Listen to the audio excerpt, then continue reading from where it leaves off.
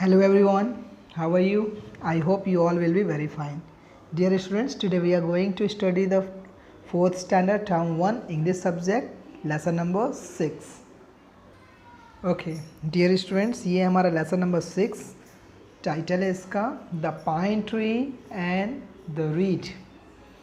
The pine tree and the read.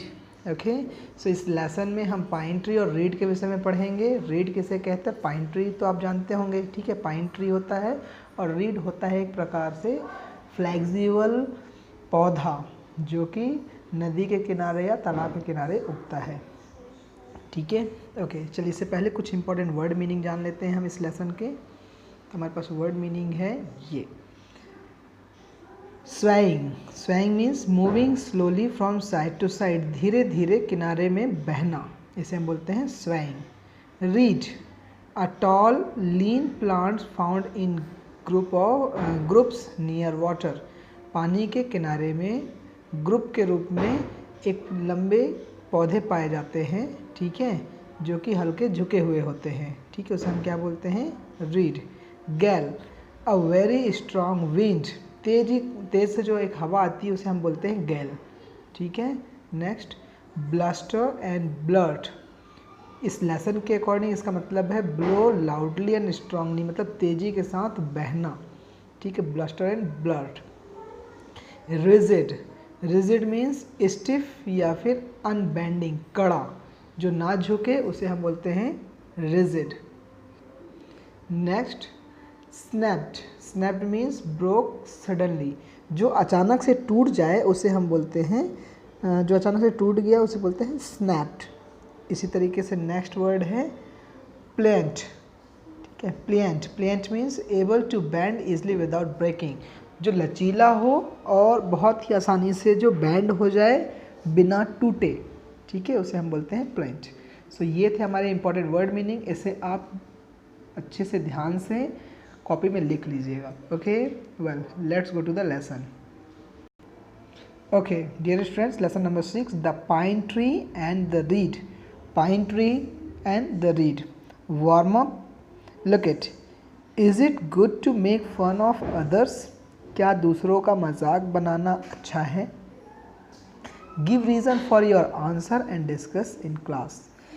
अब आपको ये बात सोचना है डियर स्टूडेंट्स, क्या हम अगर किसी का मजाक बनाएं, किसी का मजाक उड़ाएं, तो ये बात अच्छी है क्या? मेरे ख्याल से बात बिल्कुल भी अच्छी नहीं है. हमें किसी का मजाक नहीं उड़ाना चाहिए. तो आज इसी थीम को लेकर इस लेसन में कुछ स्टोरी है, इसे हम जानते हैं पोएम के रूप में, ठीक है. Look it. Look it in this picture. This is the pine tree. ये पाइन ट्री है और ये आपका रीड है, ठीक है. देखो ये रीड है और ये पाइन ट्री है ना. Okay. You are small and weak, the pine tree said to the swaying reed by the stream below. You are small and weak. तुम बहुत कमजोर. ये पाइन ट्री है और ये रीड है, आपस में इनकी चर्चा हो रही है. तो पाइन ट्री बोलता है You are so weak. तुम बहुत स्मॉल हो और बहुत वीक हो, ठीक है. पाइन ट्री ने कहा, किससे कहा? Swimming read. जो स्विमिंग रीड है, जो स्ट्रॉ मतलब इस नदी के किनारे में है, उससे इसने कहा, ठीक है. ओके.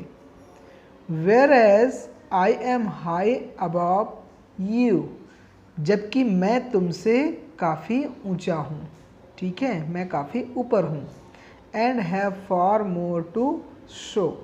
और मेरे पास मेरा जो आकार भी इतना बड़ा है कि मैं एक विशालकाय हूँ और मेरे पास दिखाने के लिए बहुत कुछ है. लाइक बड़ी ब्रांचेज हैं, बहुत सारे लीव्स हैं, ये सारी चीज़ें. Okay, then what happened? The reed was silent.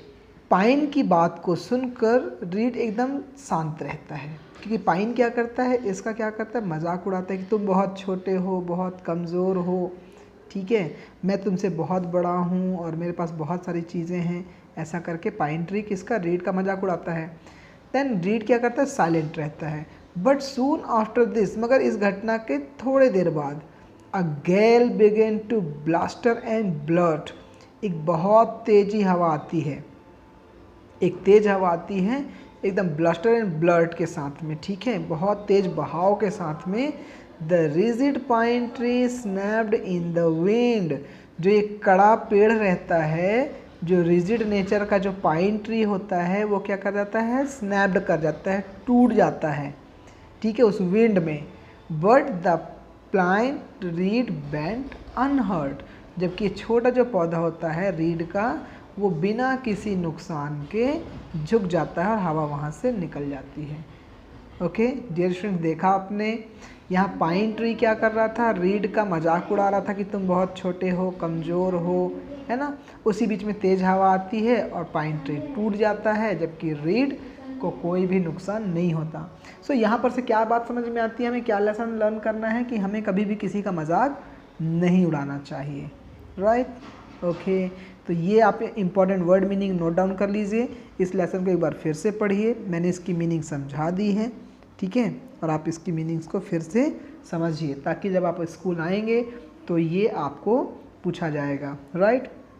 Second thing dear students, ये हमारे टर्म 1 के इंग्लिश सब्जेक्ट का लास्ट लेसन है, ठीक है, इसलिए आपका टर्म 1 इंग्लिश सब्जेक्ट के बेस में आज आपका फिनिश हो रहा है। हम इसकी एक्सरसाइज कंप्लीट करेंगे और आपका लेसन कंप्लीट हो जाएगा, ठीक है। ओके, तो जितने भी वीडियोस अभी तक इंग्लिश सब्जेक्ट्स के दिए गए हैं, ऑलमोस्ट सभी लेसन के वीडियोस कंप्लीट हो चुके हैं। लेसन आप बहुत ध्यान से शुरू के फर्स्ट वीडियो से लेकर लास्ट वीडियो तक पूरा कंप्लीट देखिए, ठीक है। 2 टाइम 3 टाइम आप उसको देखकर लर्न करिए, एक्सरसाइज लर्न करिए, ओके, और कॉपी कंप्लीट करिए dear students. Okay, that's well, take care, thank you.